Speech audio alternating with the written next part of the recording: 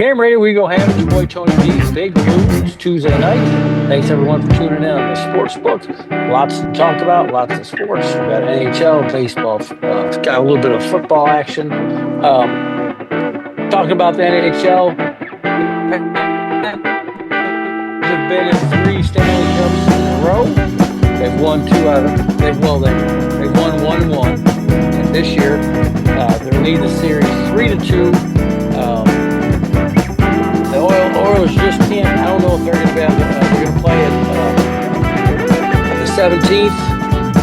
Panthers will be at home. I got a funny feeling we will see a closeout of this. I mean, the Oilers have played very well. 2 years in a row they got beat by them. They're just missing one little key. They're just missing that little mojo. Some teams you don't line up well against. Right. They've given them a run. I mean, the overs have paid. Been a really good series. A little bit of NFL action. There's always a little bit of stuff on NFL. Yeah, they're gonna always stay in it. Yeah, they're just waiting to see if Parsons is going to get his money, which I think he will. I think he'll wait till the last minute. Like they always do. They always do. Yeah, they always wait till the last minute before they start dealing out in the negotiations or whatever. I mean, dealing out what they're gonna do. It also looks like that the Bengals front office and the defensive end Hendrickson have resumed talks for his contract.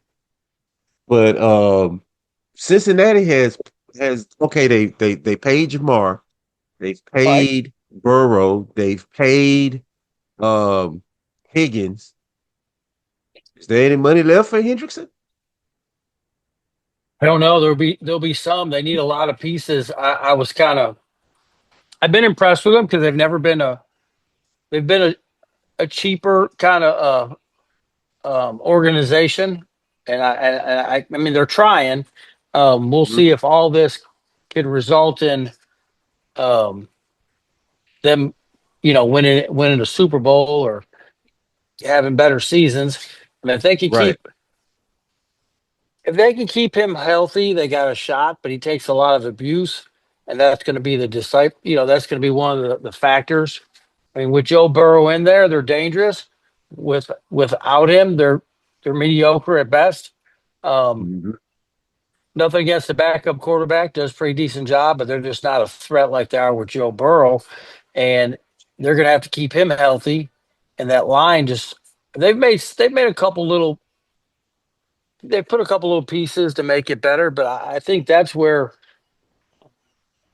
it's all at. That's what makes Philly so good. Their offensive line, their defensive line, um, Mm-hmm. really makes them dominant. Really, I mean, at the end of the day. Uh, so, I mean, if they can keep them, if they can keep him healthy and get that line to perform the way it needs to perform, they're definitely going to be a scary team. Um, Mm-hmm. But I think the AFC is pretty stacked. I mean, I think the AFC, I think Pittsburgh's, is a pretty good team. The Ravens is a great team. Kansas City, Buffalo's in there. Um, so they got a lot of heat in the AFC. That's for sure. I mean, Rodgers is, I don't know. I say that about Pitt. Pitt's always well coached. They'll win they can win 12, 13 games. That Mm-hmm. division isn't the greatest. Um, I mean, last year the Chargers looked like they were coming along. Uh, they Yeah. did come along to the Mm-hmm. end, and then it went right back to the same Herbert that we knew, um, throwing a lot of interceptions, bad choice on ball.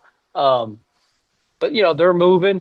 You got Denver. The AFC, like I said, is pretty packed with a lot of Yes. talent. Not taking anything away from the NFC. I'm just saying there's a lot of teams over 500 in the AFC that you got to deal with. Mm-hmm.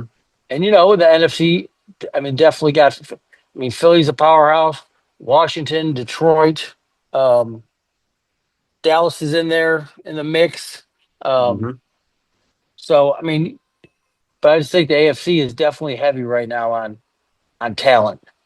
Yes, We will see. absolutely. Even though the Eagles won the Super Bowl, the thing is with the Eagles, with that if that defense performs the way it did last year, it's going to be very hard to compete because that was the game changer. Four men handled the line of scrimmage. They didn't Yeah, have to. They didn't have to blitz.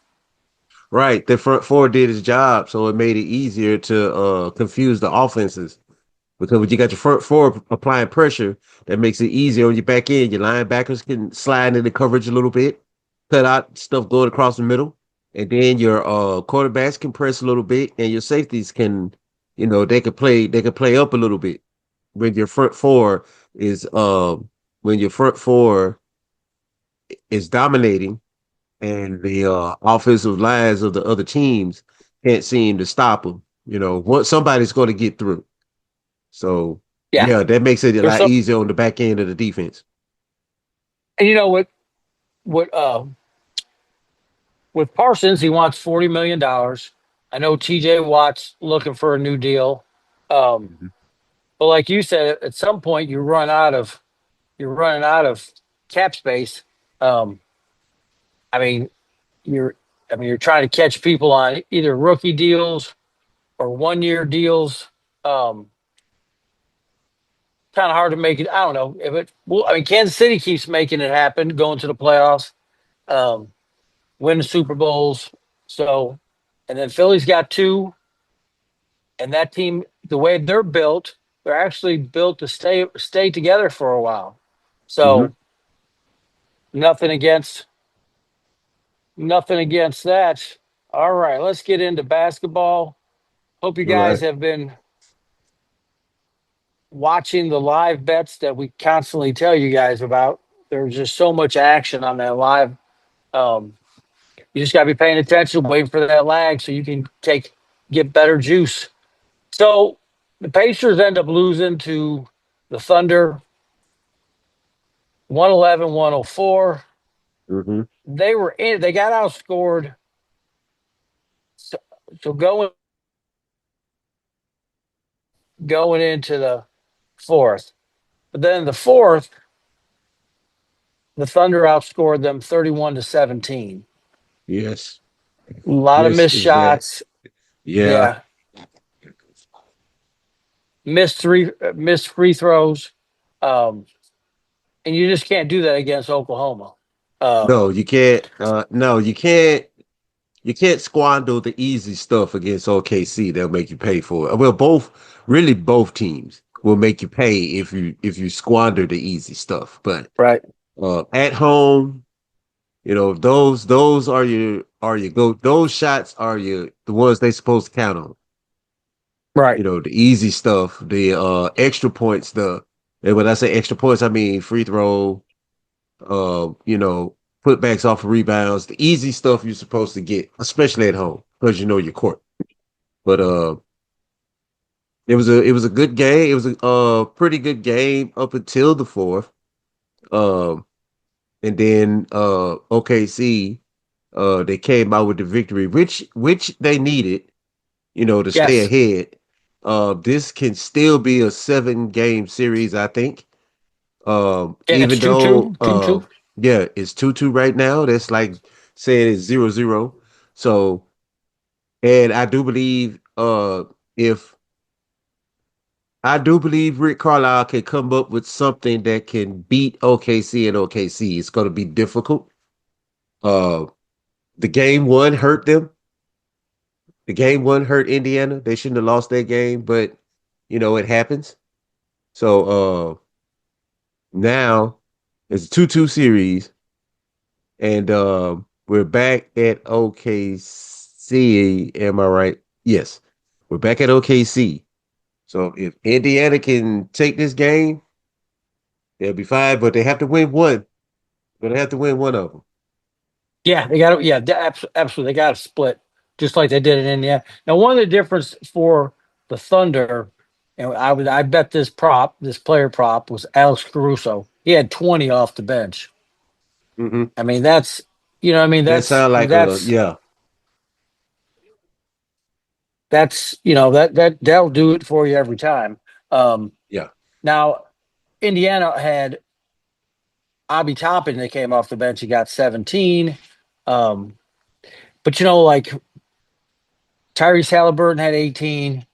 Andrew Nemhard had 10. Miles Turner had 12. Aaron Nesmith had 8. Pascal had 20. Um, which are good scores, but they just a lot. Just they meant like I said, there was a lot of free throws Hmm. missed, and you just can't take because they went on a little. They went on a little run. I mean, that's one thing about Indianapolis. I mean, they're explosive. So they could come back 7, 10 points, 15 Hmm. points, and not really. Um, but going into Game 5 in Indiana, Hmm. I think you're right. I think they could come up with a scheme. Um, well, it's 2-2 right now. If Indiana could pull this out, if they split one, then you're going to Game 7 back OKC. That's Right. where you're going for Game 7. Um,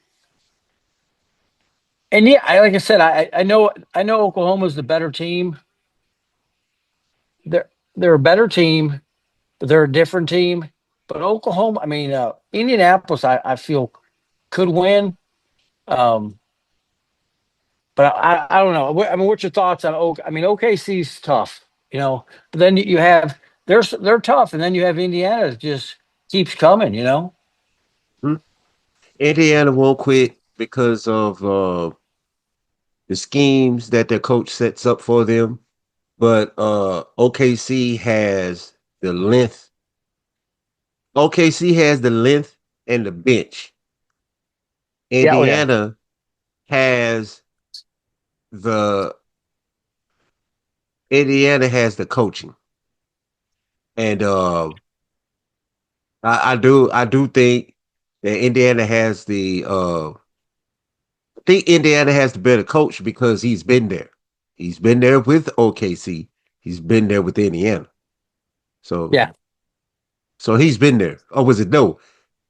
Dallas. He's been there with Dallas because he took Dirk to the championship, and that's the one he beat LeBron with. Right. And he also been uh was it OKC that he went with the KD, Harden, and Westbrook? And they lost. Yes, and they lost to was it LeBron or was it Golden State? I don't know. I had to look that I up. don't. I had to look that up, but I Yeah, know he's been twice, and he came and he won one, lost the other one.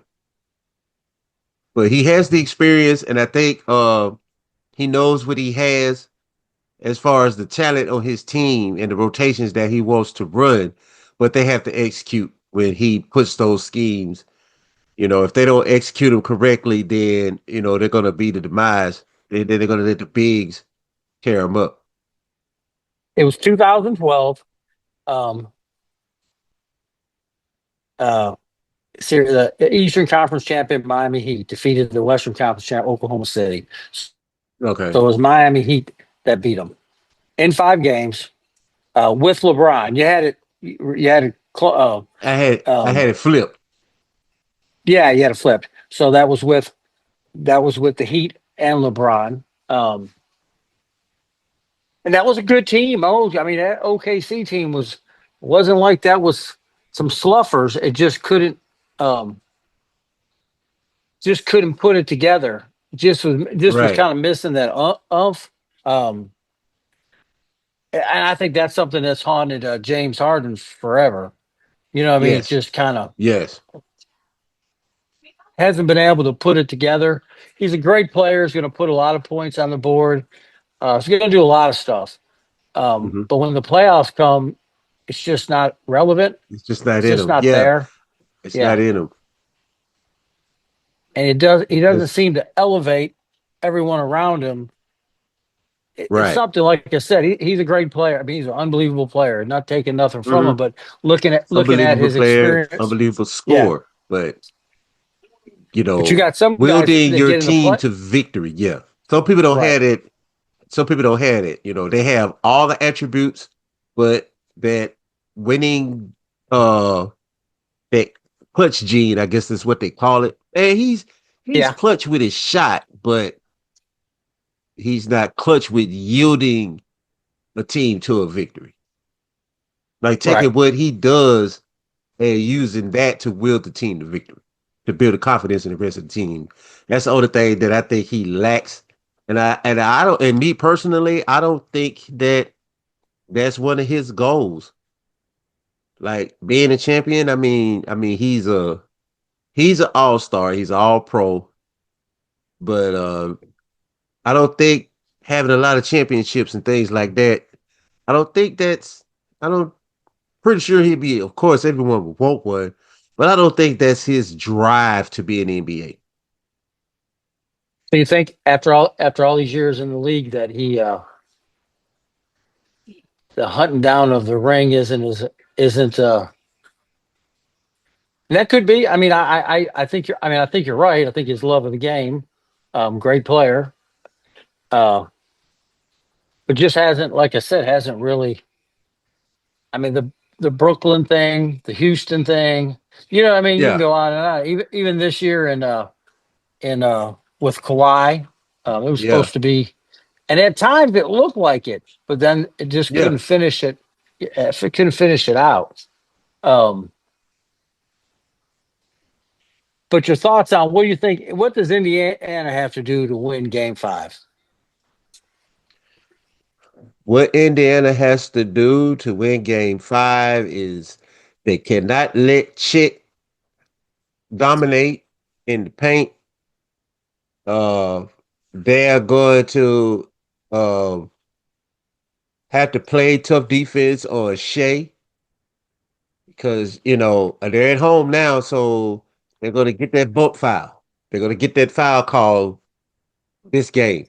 You know, but I do applaud the refs for letting them play a little bit before they start. Taking those whistles and blowing them all over the place.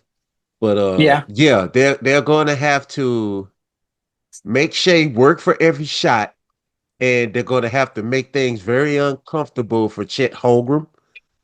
Uh, they're also going to have to play more aggressive defense. Their bench is going to have to come more aggressively because you got guys like Caruso that can, they can get their shot off too. He plays excellent defense, but he can get a shot off or two when he needs to.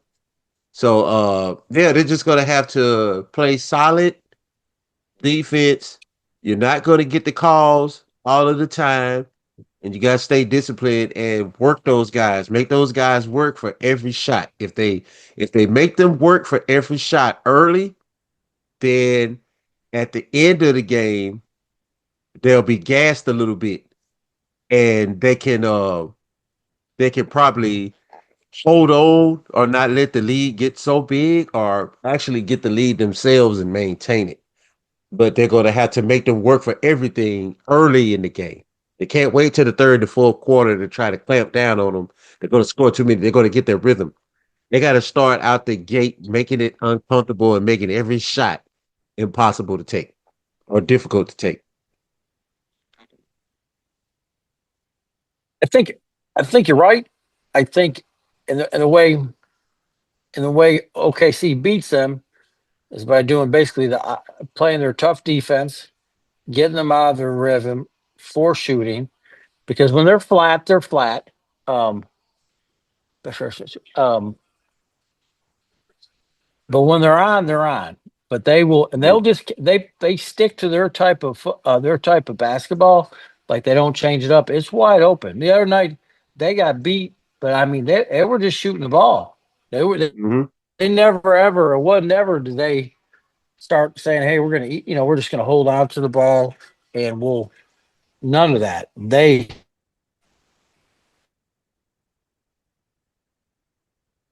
Uh, I mean, they were in it to the end. And they Mm-hmm. lost by 7. Spread was Right. 9. No, it was 5. I'm sorry. This game, it was 9. Um, and they're like 9-2 when they're the underdogs. So they've had a good, Hmm. they got a real good, they got a real good record when it comes to that. Uh, I just, Right. I just think, and I hate to say it, I just think Indiana is just missing. I don't even know how you describe it. They're missing something. Um, I mean, they're missing a. I don't know. They're missing something that to get them over the edge. Um, you think another big? You think, Or maybe if not another big, maybe a stretch 3 or 4. When I say stretch, yeah, like they gotta have long arm guys that can defend from their uh from their shooting guard, from their small forward, power forward position. Those right. guys have wingspans, long wingspans. They can cut off lanes and you know shut off where they want the ball to be. They can make it difficult. But I think that's what it is. They need a stretch 4 or a stretch 3. Somebody that can with a long wingspan that can play some defense and cut into the basket or can test that 12 to 14 footer. I think one of the other there's something. I think so. I think Indiana. I think Oklahoma is a. I think Oklahoma's bench is just a little bit better than Indiana when it really comes down to it. I don't think Yeah. they're not far off. The bench is just a little bit better because the 5-on-5, the starters, they can go. I think they can go head to head with each other. There's no problem. I think where they're lacking is the um, the bench is inconsistent at times, right? Right, right, Which is right. everything. Look at you lose players like Denver did, the Nuggets. I mean, their whole thing was the bench. I mean that was Mm-hmm. their strength was they could get you on the bench, and that's what OKC. And the funny part is OKC is designed to stay together for a minute, like 2 or 3 years, and which is Mm-hmm. interesting because they can make a little run, win them a couple championships, make some changes, stay at that position. Um, but just got to kind of, I'll tell you what, like these games live, when you watch them live and you're taking the overs, when Mm-hmm. they're on, sometimes you can get a double. I call it a double over. You bet the over, you're about to hit, you get another over. So you're kind of, because sometimes if there's a little minute lull, they'll actually lower the over. And like I said, you got to Mm-hmm. watch all this. You got to be looking at the screen at whatever sports book that you have an account at and watch because they all vary. And like I said, that they could get hung for about a minute, and you got to jump on top of it and get the opportunity and take advantage of that. Take advantage of that bet. Because I was telling someone the other day, I said, look, one thing that I see with a lot of people is you got to be able to, you got to have a bankroll. You got to manage the Mm-hmm. bankroll. Don't just random, just manage your bankroll. 1 to 10% your bets. And I know it's a little slow go for some, but every time you win, it makes that percentage of the bet go up. You know what I mean? So you're Mm-hmm. betting more and more.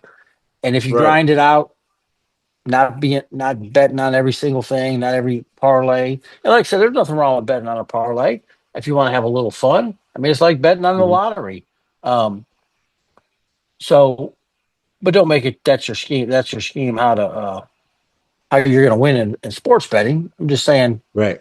look at your logistics, look at what you got, see where you get the best price, and go. Just kind of go with it from there. And Mm-hmm. I want to remind you guys, don't forget if you have any kind of event coming up, hit us up at the station. Hit us up at our KM Radio Facebook page.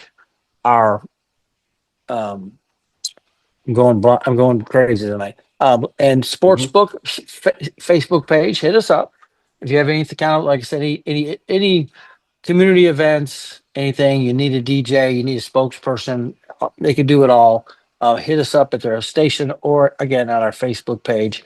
And if you have any kind of sports group or anything with the kids, just hit us up. We're always very interested to help out. Now you saw the Rougarou only played 3 games, and then that's it to next year. Wow. Yeah, Wow. it's a hard sell. It Wow. really is. Yeah. 3 games. But Yep. Yep. it's expensive to rent out that Century Tale Yes, is expensive. it is, and all It's you make money related on is the tickets. ticket You sales. don't get no Ticket commit. You sales. don't get none of the beverages and the No, commission. no.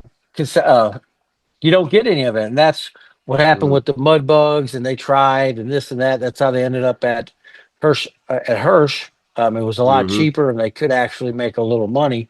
Uh, and they started using semi-pro players instead of like they don't pay them, but they room and board them. They get a lot of perks. Um, Yeah. some of them are looking for our college avenues. Some of them get some minor hockey opportunities. But I don't. Mm-hmm. Like I said, I didn't really get a lot of information on the Rougarou. I just know they only played 3 games, and like you said, it's hard, and everybody's got a dream, and I mean, I get it. But nowadays, I couldn't even imagine putting together a sports league of some type and trying to make money with it. Um, No. I mean, that's pretty amazing right there. That's a little bit beyond my pay scale because that's a lot of moving parts Right. and a Because lot of different. it almost sounds Because like there has to be a money dump for you. Like, yeah, okay, yeah, I need to get rid of some assets. What can I do where I could put myself at a certain mark? Okay, I'll start a semi-pro team, and for the first 3 years, it's just gonna be a money dump.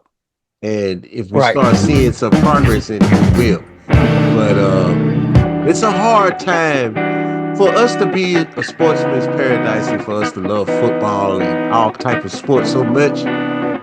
We won't support our local sports. So if we No, wanna, we can't get mad and fuss and gripe when sports come and leave. We gotta go support them, and we both understand that it's trying times, but people, regardless of what the economy doing, people will do what they want to do when they want to do it because they work hard for it. So, absolutely. We are right. running out of time. Another Okay. Tuesday night in the books. Don't forget to tune in every Tuesday night to Tony G Big Blue, the sports book, KM Radio, the biggest radio station in the land. Right here on KM Radio, where we go